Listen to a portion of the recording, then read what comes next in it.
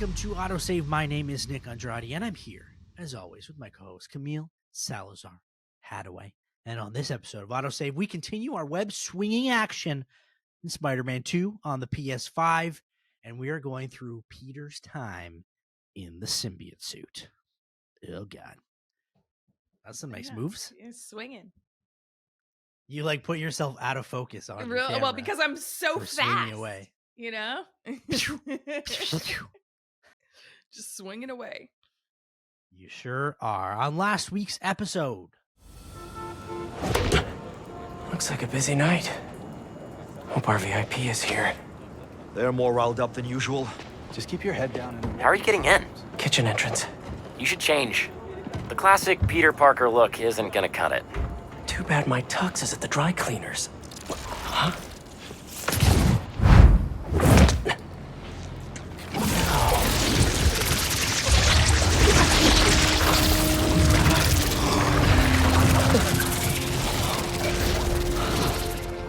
Whoa. I'm a spy. A spider spy. You forget to mention the suit could turn into a tux? Oh, never did that with me. Peter got a full taste of the black suit, still trying to find the antidote for Dr. Connors, and so he needed to find Kraven. That led Peter to a black tie hunter event. Well, it was only black tie for the people working there. It was optional for the hunters because they just wore their regular. They were just regular hunters, but everyone else need to be black tie. Do you think they have a red carpet at those events? Or like a step and repeat? Definitely not. It's got to be low key because they're criminals. I guess so. I mean, they're the least low key criminals ever. They make the most noise, right? Well, actually, no, they do use cloaking, so that's why. Yeah, They do. But I can see them telling the cops, what are you going to do about it? You know what I mean? true. I'll just kill you.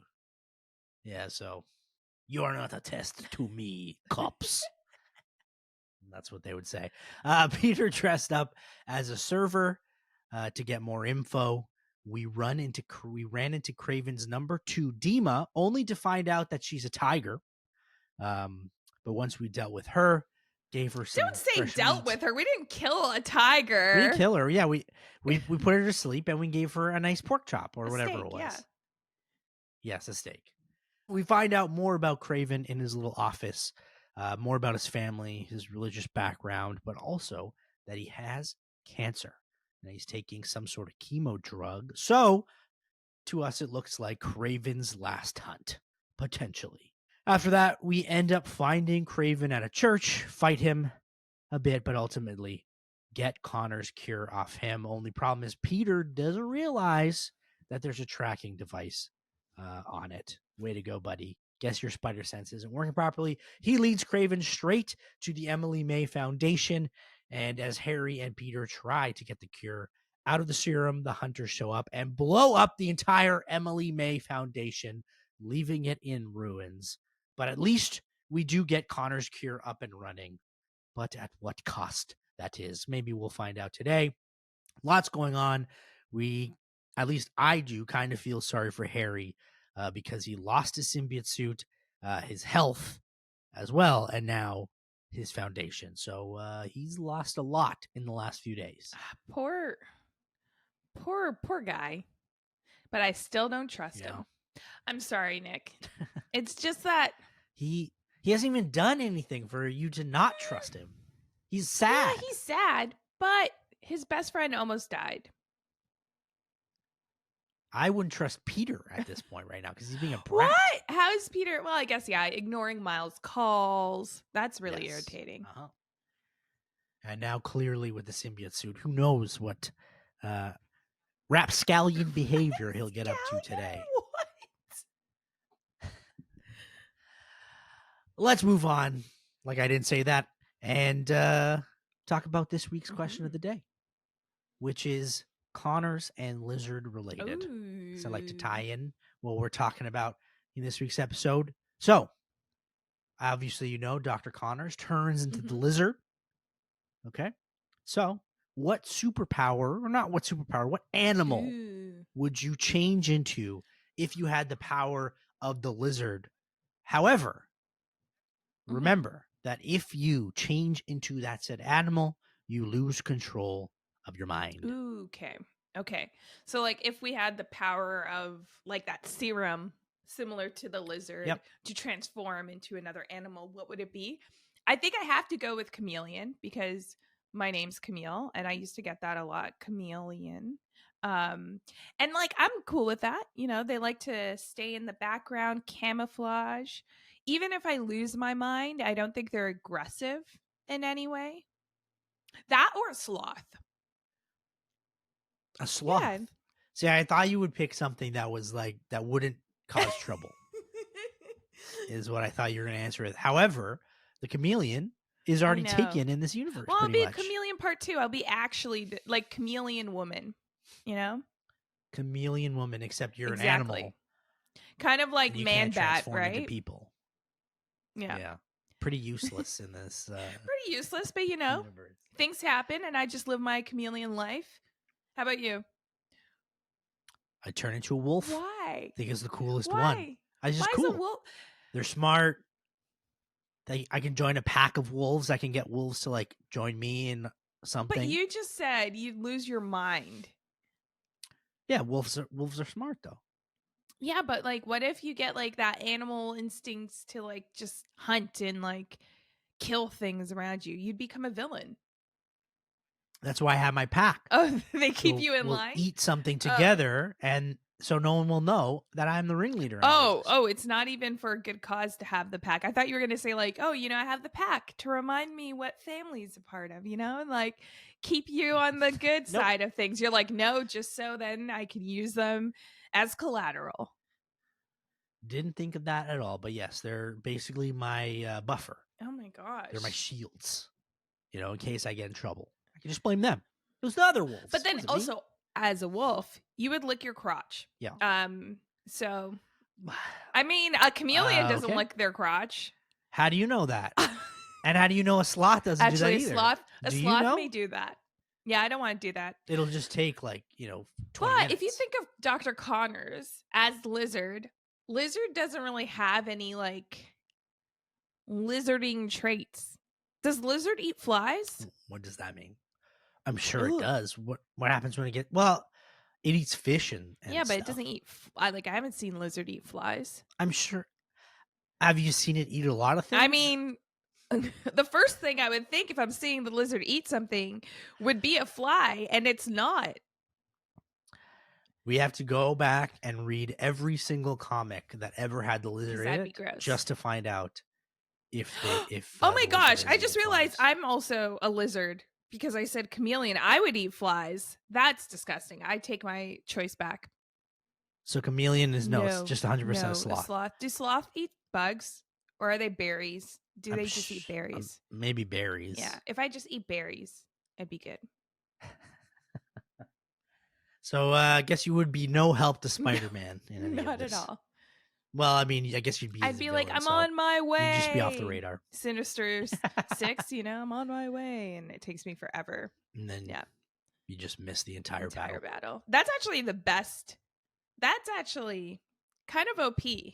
You're still in the good books with the villains, like the big villains, because you're always showing that initiative to jump into battle. But it's not your fault you don't arrive there on time. It's just your slothy nature, right? And they can't blame you for that. I think they'd stop calling you after a while. Probably. But then I get to just sit around and sleep all day. Win-win. Win-win. All right. There you go. Let us know what animal you'd be if you could change from yourself to an animal like the lizard and Dr. Connors. But after the break, we check back in with Miles while we continue to find the lizard because we have to give Dr. Connors this cure to save Harry. At least we hope.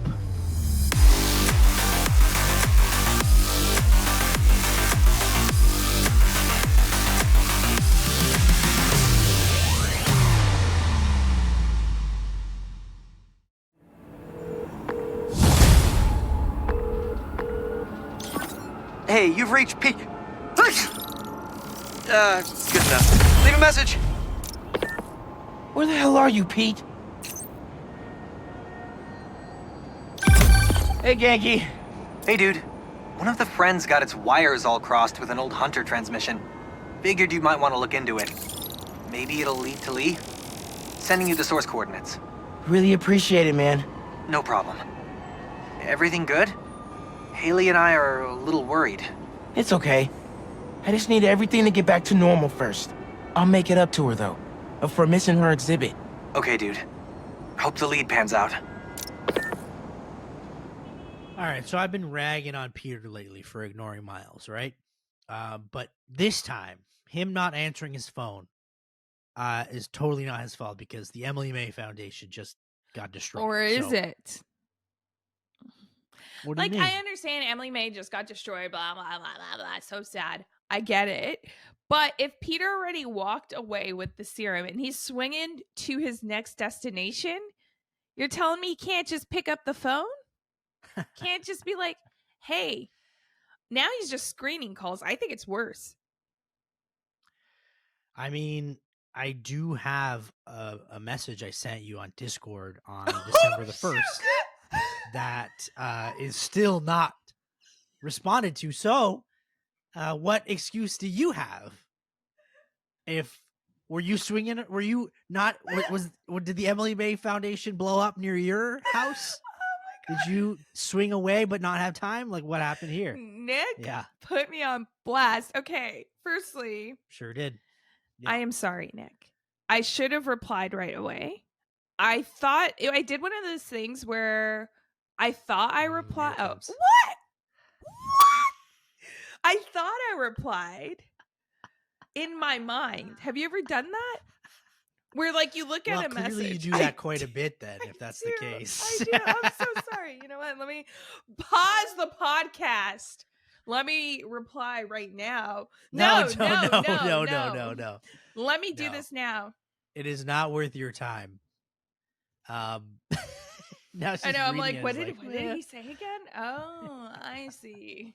I just thought it was funny. So again, with that in Do mind, you hear that? Wait. Do you hear this? Cam, I do. Yeah, she's responding in real time.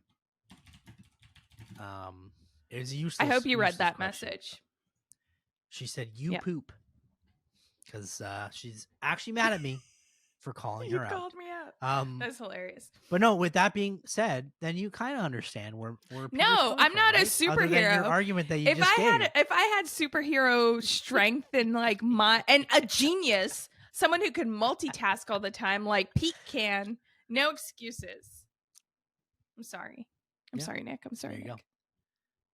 Well, I guess you hold other people to Higher different standards than yourself. Yeah. Horrible person. That's good. Oh, that that was was gold. so good.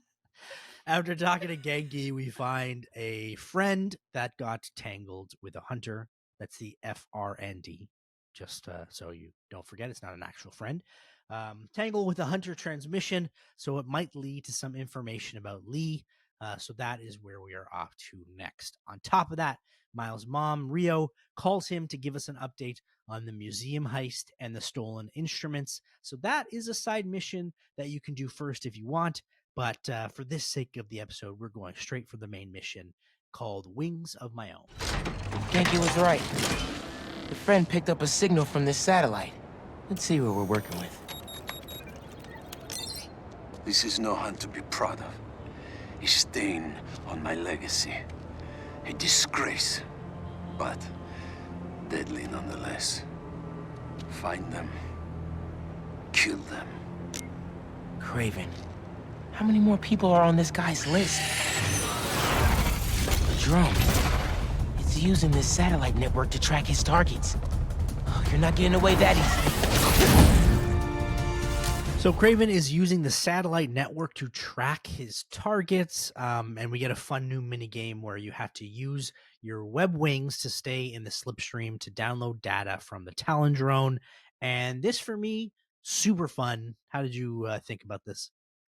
I mean, it's like it's again just it's showing you what you love to experience as Spider-Man, like that feeling of freeness, right? Like just whether it's swinging through or using the web wings, which I'm surprised you like because at first you were not a fan of the web wings, right, Nick? Oh, that's true. Yeah, I wasn't. Yeah, but they grew on you. No, this makes it easier because you don't have to worry about losing momentum, right?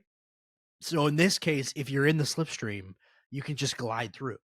And you just have to dodge obstacles and that kind of thing. But you don't have to worry about as much. There are a couple times, but you don't have to worry about losing momentum and then having to fall on the ground. Exactly. That's, I guess, the difference between enjoying regular web wings and then these Okay, that's missions. fair. That's fair. Yeah, no, it's just so seamless too. Like it makes me feel so cool when I'm so close to hitting a building, but I don't. I like dodge it just in time. I had a few of those moments, but I think that's what I enjoyed most, like those close calls. Sometimes though, with these mini games, like it does get pretty chaotic, and you're right, when you fall out of that slipstream, you're feeling slow. Yes. It is a new side quest, so there are tougher ones, and there were a few where I completely just went off the map and like said a bunch of swear words and had to redo the whole thing again. Some of them because they're just like 90-degree turns, and you're like, whoa, where'd that turn come from? And then you hit a building, and you're like, oh, now I'm out of the slipstream.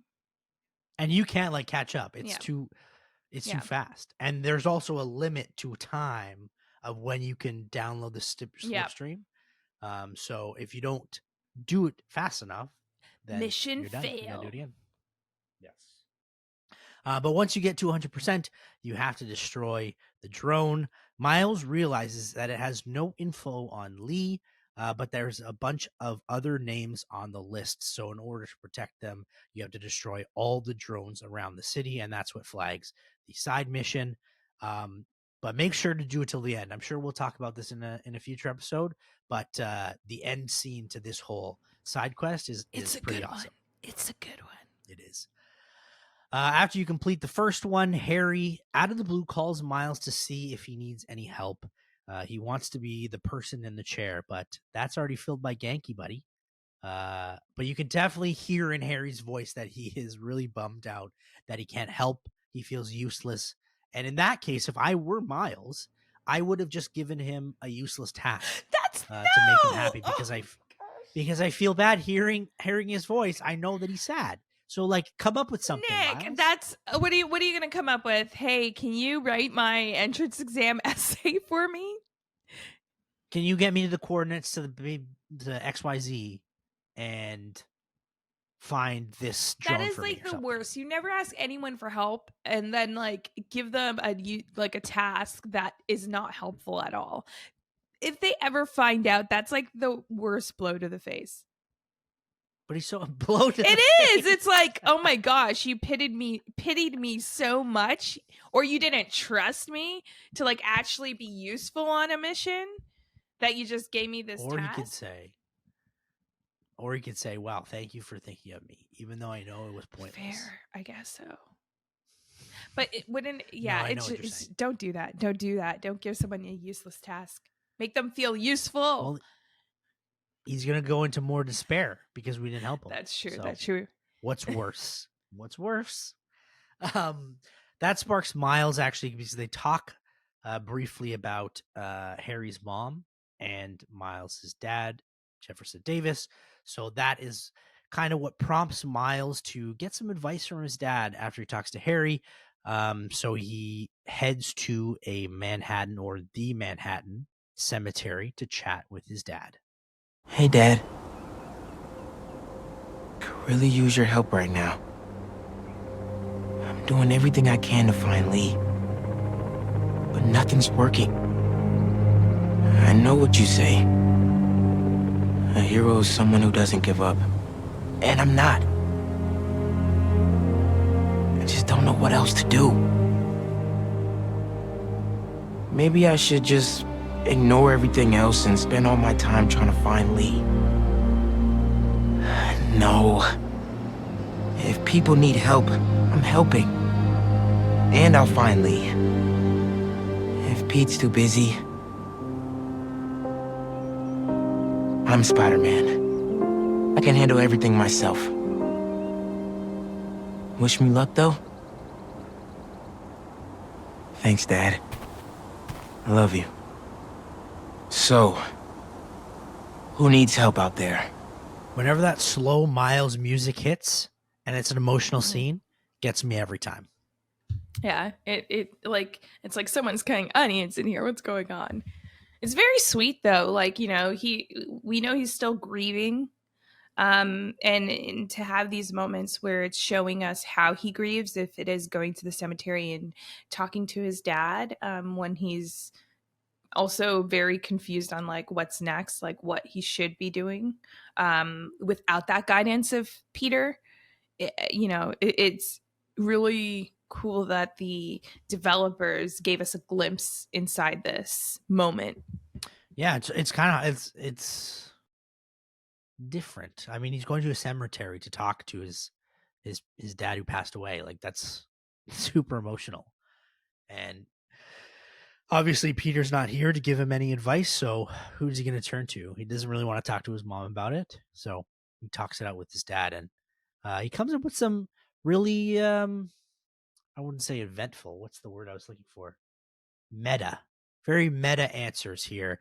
He talks it out with his dad, thinking about what he would do in those situations, and he comes up with he is Spider-Man and he can do it all himself. He can burden himself with Lee, people needing help, what he needs to do with his essay as well. I think it's a real. I think he's opening his eyes to I am Spider-Man. As much as I want Peter around, I know that I can do this myself, and I need to believe in myself, if that makes sense. Yeah, well, it's the evolution of, Spider-Man and the Spider Pals, Yeah. right? Like, it's like at what point, it was a single Spider-Man and then you had two and they're tag teaming, saving New York. But at what point is it that, you kind of have to fly on your own web wings and figure out how to be your own superhero? And I think also that opens our eyes to Miles is kind of always living in Peter's shadows, being the Spider-Man that came after Peter, right? Even to how his suit design is and how that looks like it's all influenced by something Peter created. And I think what Miles is really getting at is like, how does he stand as his own? Well, it looks like he has a good head on his shoulders, so I would 100% like to get saved by Miles if that was the case, because Pete can screw off with his symbiote suit. Loser. Yeah, that's right, Pete. Well, yeah, it's like Peter's horrible. No, he's still Here's good. the He's still good. the new and better Spider-Man. MJ calls Miles to ask for backup with Connors for Peter, but because Peter doesn't directly ask Miles for help, he feels dejected and says he'll go see Haley instead, which gives you the opportunity to switch back to Pete because he's an asshole for the main mission. Or you could do just a bunch of side missions, which I 1000% did. And I think I went and did all of the Miles side quests at this point. Was that an attack? I felt No. attacked. You said you 100% did. Yeah. And looked at me a certain way. No, I could say, like, you have a choice. You could do the main mission, which I'm sure is what you did, or you could do the side quests. Wait, why are you? Well, actually, for this one, I did do the side quest first. Look at but you. A lot of the times, I'll do the main mission and then go back to the side quest for a bit. You've changed in this gameplay. You've done a lot of the side quests. I have. I'm a changed woman. Well, it's all about the main mission right now, so let's switch over to Peter and head to Dr. Connor's house for some clues. We search Doc's house, find out his wife left him with his young child during the first lizard incident, and we slowly notice that he might have a lab in his basement. To get down there, you have to enter a code which is music-based to the tune of Old MacDonald, which is a reference, if you see around his house, to his young child, which is pretty sad because he uses the notes of his favorite, his son's favorite song, I assume, because he's a young child, as the password to get into the basement. Yeah.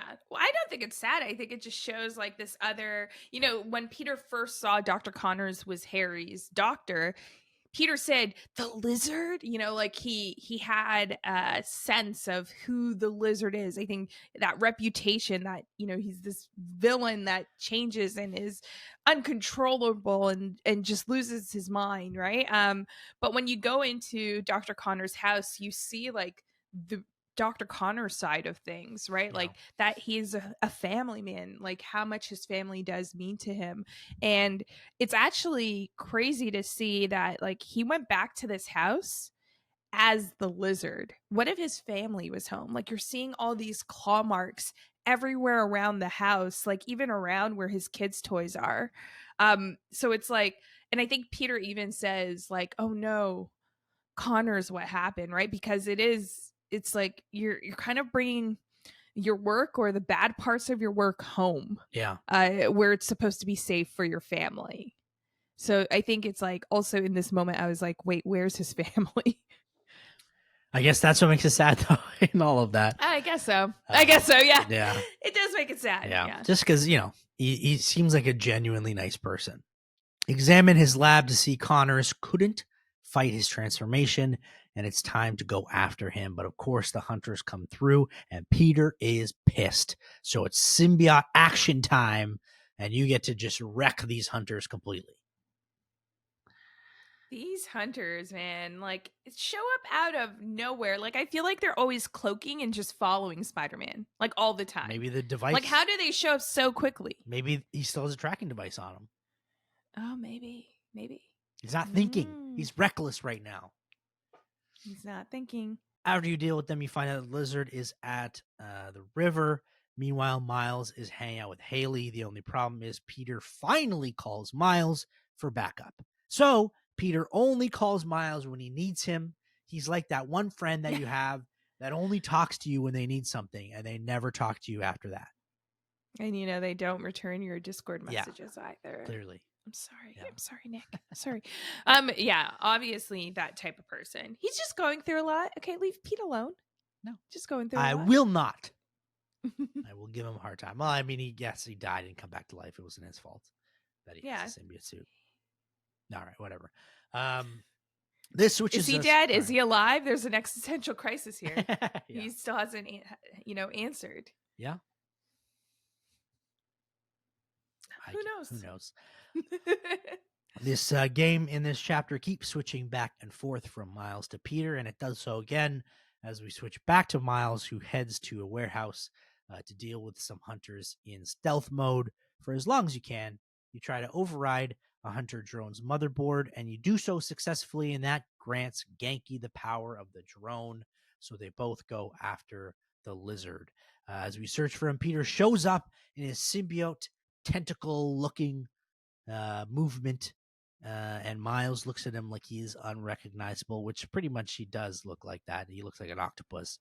Well, yeah, and I think like how they were setting up this scene, this reveal of Peter arriving, it's kind of like a horror movie that they set it up, because first you uncover Lizard's skin. You think it's Lizard, but instead it's his skin that he shed, and then it's like all dark, the lights go out, and you're trying to figure out where he is, and then Pete shows up. So it also brings Pete in a villainous light as well, because who you're expecting to be the villain was actually Pete. And the music they play here too is pretty sinister. Yeah. So they're trying to allude to that, which he's turning, and it's not good. Lizard then shows up. So do the hunters. The lizard escapes, and we get this incredible river chase scene. It's the first ever scene that they showed when they showed in the State of Play, PlayStation State of Play. This is this whole scene they showed as their first ever reveal of gameplay. And to play it feels nice. It was worth it, because firstly, you look to, you have your other spider pal with you, and then you're tag teaming. So like you're going through taking the people off the water skis. Yes. As Miles. I think Miles does that. And then Peter's just like swinging around. I love those scenes. Like even with the Sandman battle, like how you're seeing Peter swing or Miles swing around, whoever you're at whichever time. Yeah. But I love when they're tag teaming. And then you also see like the jet skis flip, and like Peter or Miles will save the people that are on the docks. And one thing I noticed that really stood out to me that was like, ooh, Pete, instead of gracefully placing people down, Pete just like throws like the civilians down on the dock.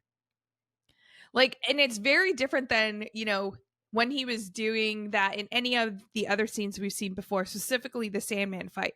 So we're seeing that the symbiote's changing him in just those little details, which is crazy that they even put that in there to see.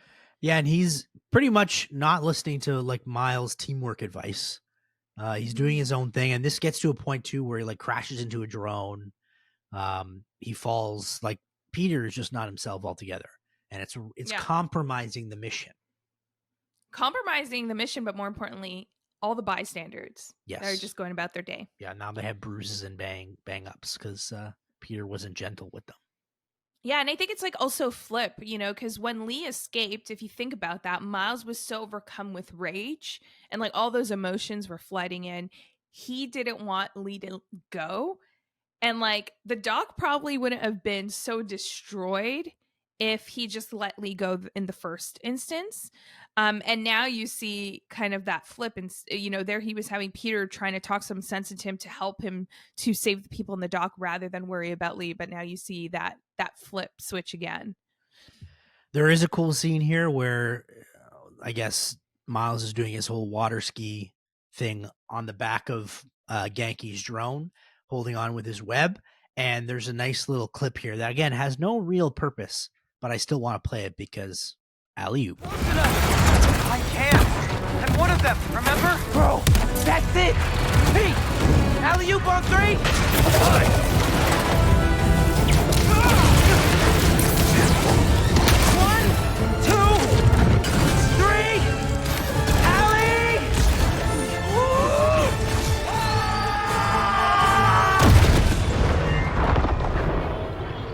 This time, Miles and Peter do team up, which is awesome, but it cracks me up every time when Genki is just yelling. Even though he's in a drone, he's still at home. He's yelling as the drone comes to explode that chopper.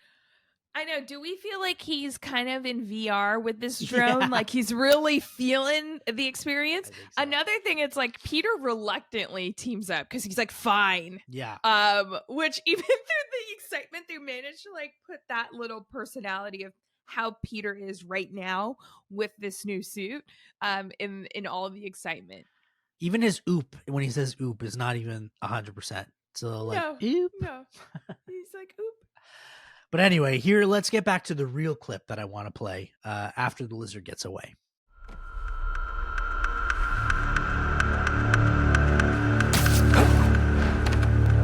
He got away from us. It's good, Pete. I saved the tracker. Let's go, man, before he gets too far. No. He's mine. You sure? He's got big teeth. So do I. He's not normally like that, right? No. He's never like that.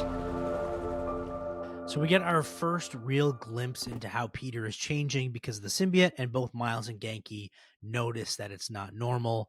Once again, Peter wants to be a lone wolf here. However, I do have to point something out. I watched this clip over. Okay. I didn't notice it when I first played, but this is how subtle it is. So Peter says he got away from us. Now, at first, I thought it was because Miles is right there. He got away from me and Miles. But no, he's saying us as Venom. And I was like blown away by that. Yeah. They sneak those little details into the dialogue that like go very quickly. So unless you either replay it or like you're really, really paying attention to that moment. And I think for like me, I pay attention to everything Peter's saying in this because I'm just waiting for that switch for Peter, like just to see more of like Venom, that symbiote coming out of it, out of his suit. But yeah, it's crazy, like the tiniest attention to detail that Insomniac put in just this change. Because that was my concern as well. Because we know we're having the suit for a little while. Like we saw in the trailer, so I didn't think they would take away the suit right away. It's like, how does that, like, do you just get bored like you always have the suit, or how does it still keep that idea of this is something new and fresh? Yeah. Even if you're playing the game, like doing side missions and you're playing for hours in this suit, and it's because of little exchanges. Like even if you're saving, you go and do like there's a assault on the like bus assaults, right, where there's like flames, there's fires that are happening. Even if you go and do those side missions, or like this just random assaults that pop up on the app, you'll hear Peter talk to everyone differently. And it's like subtly how it happens, and then gradually it becomes more apparent as you continue through this story. And like that's insane that they were able to do that. They Just don't beautiful. miss. I love it. They don't miss. They did not miss at all with this. Then after that, MJ calls, and Peter, whiny asshole boy, says Miles was off his game, and MJ does defend him. And Peter has like this hissy fit where he yells that he should do things himself. Harry needs help. The symbiote is getting out of hand. But again, I think Peter compromised a lot of that mission being sloppy because he wanted to do things on his own rather than team up with Miles. But he blames Miles for this. So it's boiling my blood. Well, does it depend on how you look at the mission, right? Because if like it seems like Peter's only concern with making Harry healthy, and for that, he needs that information from the hunters. So he didn't care about the casualties. He didn't care about doing this, his way, right? So it's like in his eyes, he didn't compromise the mission at all because he was just trying to get that information rather than trying to save everyone, because he probably is starting to think, or at least the symbiote is making him think that that's all pointless, right? Yeah. It's just whatever he or what they want, right? Oh boy, it's only going to get worse from here. We go to the Upper West Side sewers after this as Peter, and we get a call from Harry. Harry, you're alive. I haven't heard from you in a while. I'm close to finding Dr. Connors. As soon as I stick him with the antidote, this suit's coming right back to you. Okay. Let me know when you find him.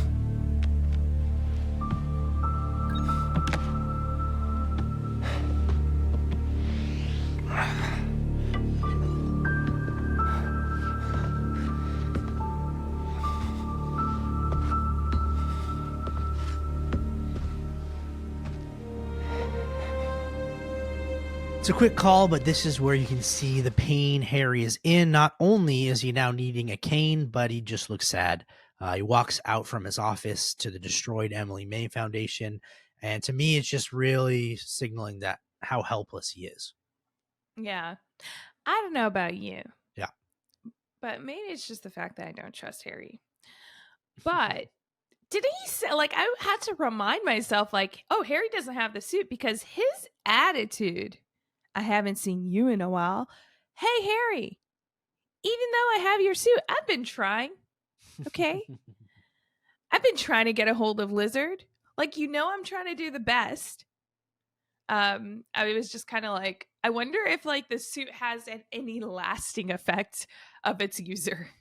Because it's like Harry just maybe feeling the after effects of the suit. That's a good point. It just seemed like he didn't have any effects at the time. So I always wonder, like, it didn't seem like he was going through it when he first had the suit.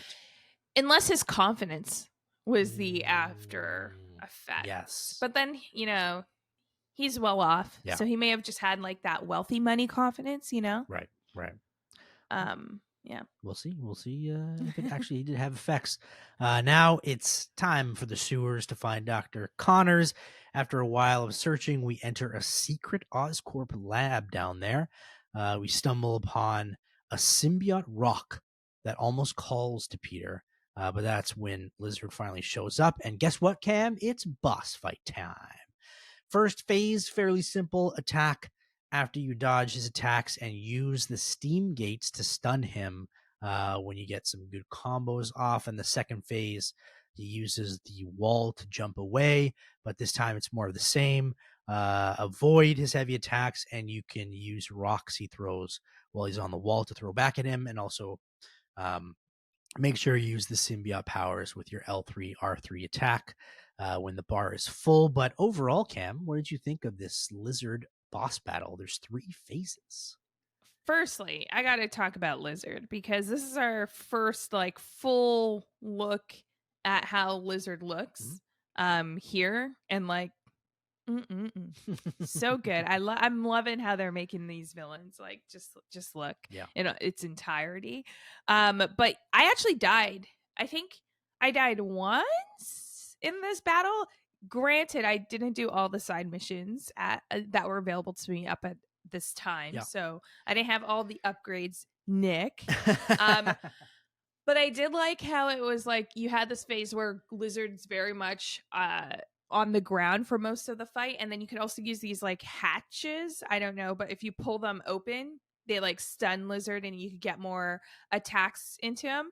When he went on the wall, though, I don't know if I wasn't paying attention, but I didn't understand right away that I could throw the rocks back at him. So I actually just threw a bunch of webs at him. So like if you web him a lot, then you could then go and like hit and like knocks him down. Right. Yeah. Make sure to do that because that's an easy way to kind of stun him. Yeah. He doesn't like webs. No. He's not a web fan. Most enemies do not. But the lizard escapes, and you have to chase him all across the city. And there's some really cool scenes until you finally corner him. And then Kraven randomly shows up because, of course, so now you have to do your best to save Connors as, I don't know, Kraven shoots him with like a torpedo or something like that. How do they keep showing up? I know. Like, again, out of nowhere. There's got to be some sort of tracker or something. There has to be. And it's like, this is really cool because it's like a chase scene.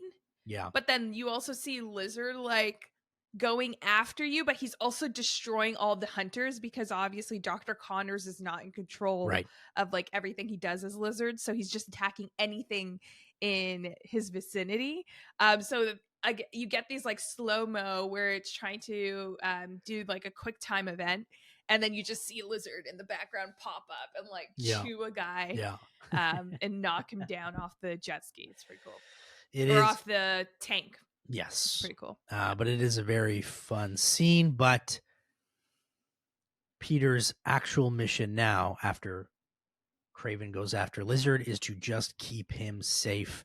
They fall all the way back down into the sewers, and it even shows that Peter breaks his arm, and the symbiote fixes it, which I thought was fascinating. And painful. It seemed like it was painful, but if you have superpowers, it's very painful. Maybe not. That turns into phase 3 of the fight, where Lizard can now stun you with noise because he figured that out. But it's more of the same mechanics, a little bit more difficult, as Lizard now has more attacks in his arsenal, constantly moving. But again, those hazardous gates that we talked about are on the walls now. So if he climbs on the walls, you can go after him. What did you find? How did you find this last phase? I think sometimes when you're going through boss battles, the levels of a boss battle doesn't seem like necessary, or it doesn't seem like it makes sense, but they did this really well. Like Lizard is learning. He learns about the sound and how it affects the suit. And I like how they incorporated that in here. And then, yes, having the hatches on the walls was a great addition too. But I think by this time I got into this fight, it was like a breeze going through it because I already won a few rounds with the Lizard. Big time. After the third phase, Peter injects Connors, and he slinks away into the water and turns back into his human form as Peter rescues him.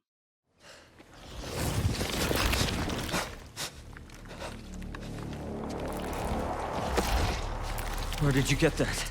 Harry Osborn. He said you designed it. Come with me.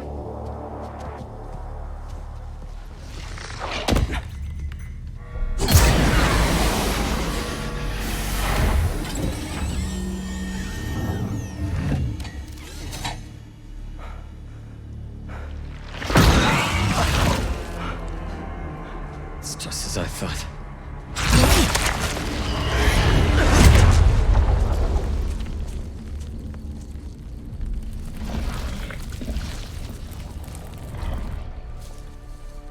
It's over here. Whoa, whoa, whoa, back off! I'm going in for a closer look. It's okay, it's okay.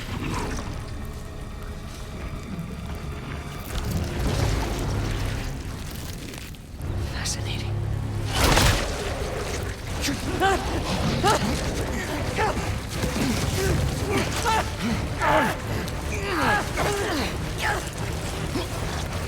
it off! Do it.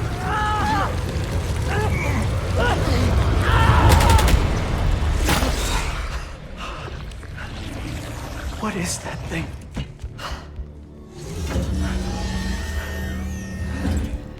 It's a fragment of a meteorite that landed outside the city years ago. It's where we found that.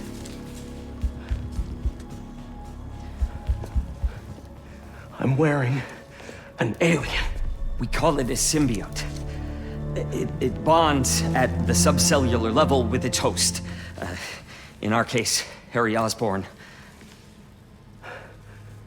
He gave it to you?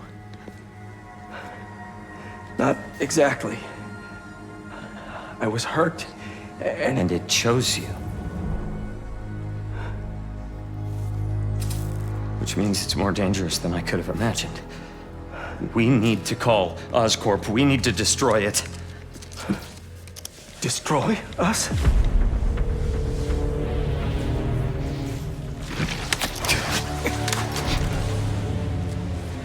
You said it chose me, Doc.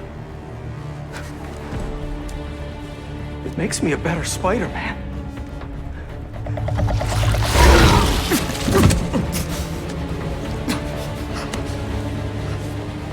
Destroy us? Uh-oh. I think it looks like Peter is now gone full symbiote. The reaction of the rock actually makes Peter's suit change, which becomes more Venom-like, and he refuses to take the suit off. So I guess, suck it, Harry. You're going to die. Harry's gonna die. I actually found it, well, firstly, it's crazy now, like that there's like that new level of the symbiote taking control. Or it's not even taking control, because we know it's taking control, but in this moment it really does. And again, Insomniac, hats off to you, just how they make it seem like this is Peter saying this, right? Like they make it seem like this is Peter wanting, like feeling, and maybe how they built it up to this moment and us playing as the suit. It's like we've gotten so attached to the suit as well. So it's like, wait, you can't destroy it. We look like, so cool. It's really cool powers. Yeah. It has a symbiote surge, right? Like, you know, it's so that's really cool. Another detail that I appreciated, again, Insomniac, hats off to you. We find out here in this universe how Dr. Connors lost his arm. Yes. And it's from the symbiote, or, you know, when they discovered it. I think in the comic books, he loses it because, like, he's a medic, like a war medic or something, and he loses it in an explosion. So it's cool that they, you know, switched up the story to align with, like, his history working at Oscorp, trying to find a cure for Harry. Yeah, this whole interaction is just next level. I remember seeing I examined the suit as well afterwards, and the details that they used to make it look crazier. Like I was blown away. Yeah, how the eyes start to curve. Yes. And, just so good. So Again, good. like we said before, Insomniac doesn't miss. But that's it for gameplay as Peter slinks away and disappears from Connors. What does that mean for Harry? What does that mean for Peter? There's a lot to still go on. We're on episode 7, but there is a lot of story to still break down, and we will next week. But after the break, let's talk about some origin stories. Let's talk about Peter being meaner, because he definitely is.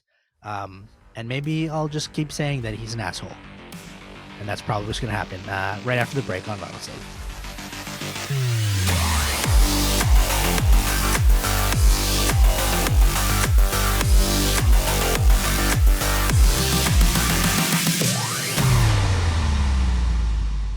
All right, so Peter obviously is getting meaner with his disses, especially against Connors. I don't know if you were paying attention during the fight. He said things like, "This is why your family left you." Just taking shot after shot. But how do you feel about Peter diving deeper into Descent with the symbiote? How do you like Insomniac's tackling of the storyline? Because again, it's different. It feels fresh. I like the way they tackle Connors, like you said, and how he lost his arm. But this whole concept of the symbiote, and especially bringing the stone into it, I could talk about that more a little later. But it just seems like a fresh storyline to something that we know very well. Yeah, like, man, I can't. It's just astonishing how the detail to this. Like, firstly, the feat of like doing a sequel to an amazing superhero game, but then again to have like this, I think probably the well-known Spider-Man arc, the most well-known Spider-Man arc, which is the symbiote suit and Venom, right? And to have that progression, make it feel fresh, like you said, but also like just make it feel exciting, like you're looking forward, and like that makes you want to anticipate what's happening next, right? And that's why, like you mentioned, like my history of not doing side missions at all, or doing them like as you go through the game, because I usually do them near the end, right before I finish the game. It's like, this is why, like, it's good stories like this is why I feel that way, because it's like you're getting that his character is switching up so subtly, where at moments you still feel like this is Peter, like it still feels like Peter. And also the voice actors, like, just amazing performances as well, like to have to change your performance but not change it because you're still Peter, like it's such a hard ask. And I think like the voice actor, he's doing it so well in making Peter just, it's like a combination of the scripting and how the lines delivered, just slowly descending into this symbiote, and it's just making me anticipate more and more when that moment where Venom will finally appear. And you just don't know when that moment is, because they are changing the story, right? So it's a smart way, I think Insomniac did it, to make new fans like appeal to new fans, right? Because they may not be too familiar with the story, while also making old fans really feel like this is impactful to the Spider-Man lore. So this stone, okay, haven't really seen it much before, if any time. I was trying to like Google it to find out if it's been in any comic books or whatever. But if you know the history of the symbiote and kind of what Marvel has done recently with the story of where the symbiote comes from, there's a character called Null who is basically banished into this world and is like not the creator of the symbiote, but he's like the leader of the symbiote, I guess, in some way. And he's a very, very powerful villain in the Marvel universe. Now, this stone looks very similar to what Null kind of is design. So when I saw it, I was like, whoa, wait a minute. And to me, I think still the Insomniac Spider-Man universe is still too small to introduce a character like Null. I don't think it's expanded enough to like the multiverse or, a lot of alien beings. This is kind of our first glimpse into it. It was more street level Spider-Man. And now it's kind of opening up with Venom. But I wonder in the future if they expand to something like this. I still think it's too small, but who knows? And I feel like that was a teaser, or they were doing that on purpose in that case. I don't know if it's a teaser, but I think it's definitely laying down a solid foundation for Venom to, make his grand debut into this universe, right? Like you wouldn't want to see a villain like Venom just appear out of nowhere and it's an explanation like, hey, we've been studying and we found this and now it's here, right? But there's no like slight hints to the origin story of it. I think that would feel like a disservice, especially with how popular Venom has become in, you know, the Spider-Man universe and for fans. They really, they've adapted so many Venom stories, so I feel like it's just the Insomniac way to do it justice by putting this hints here. How far they will go with that, I don't know, but I think they will, like, from what I'm seeing, it's really just focused on, like, you know, setting up why this alien is here, right? And it came on this rock, and, you know, whether it just appeared here or if it was on purpose, that's yet to be explored. So it's like, I think it's just setting up the foundation so there aren't any questions or like any, wait, this doesn't make sense as to why Venom or the symbiote's here. Nothing goes past this development team. They are A plus.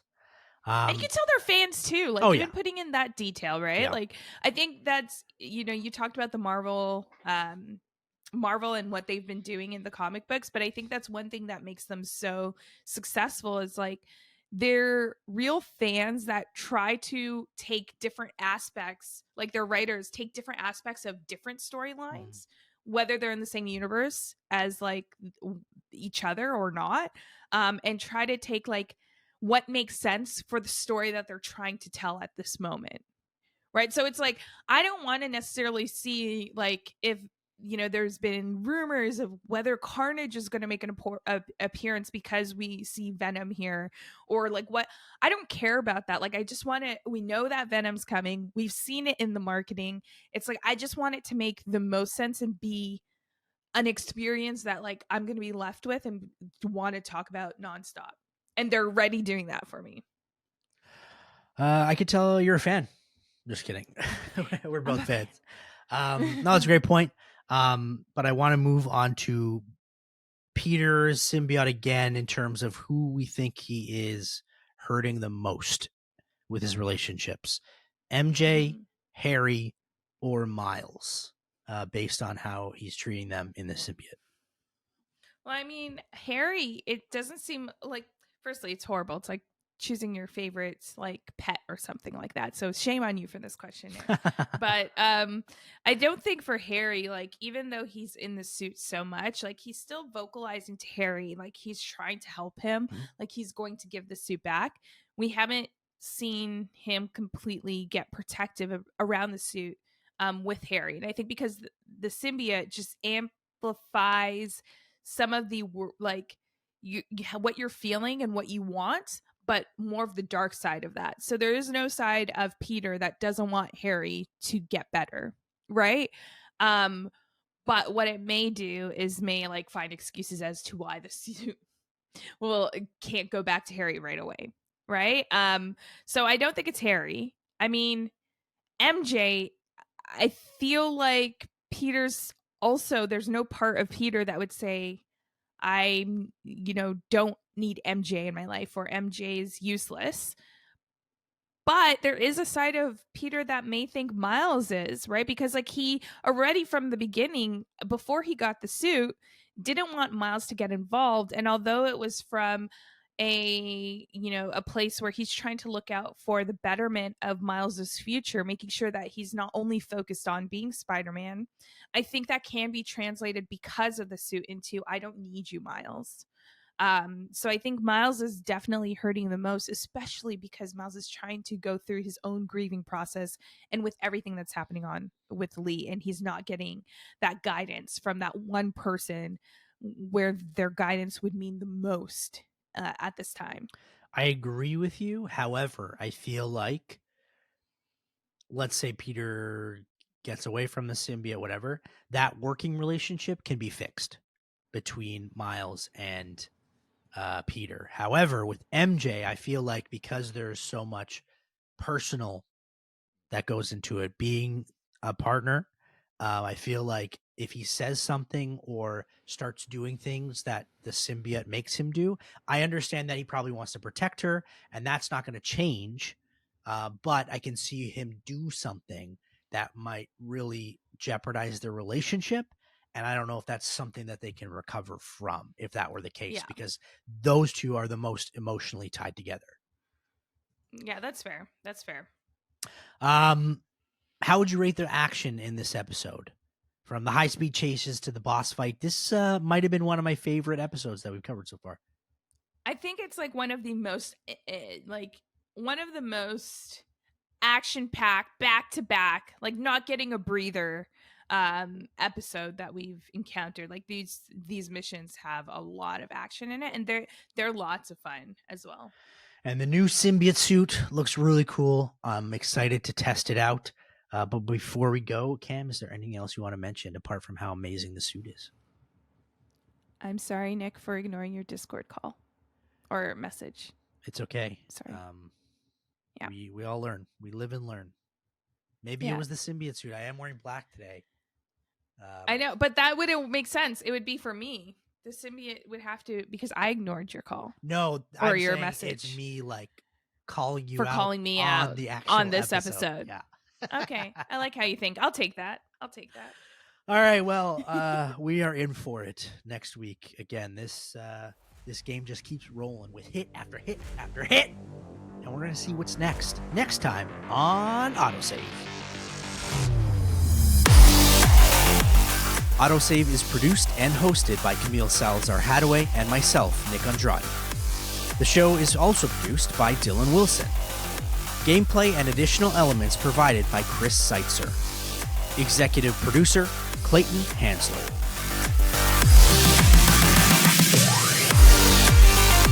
You can follow the show at AutoSave Podcast on Twitter and AutoSave Pod on Instagram, YouTube, and Twitch. You can subscribe to the show wherever you're listening to it right now, and if it happens to be Apple Podcasts, kindly leave us a rating and review, but only if it's good. AutoSave is a Soda original, hosted on the Soda Podcast Network.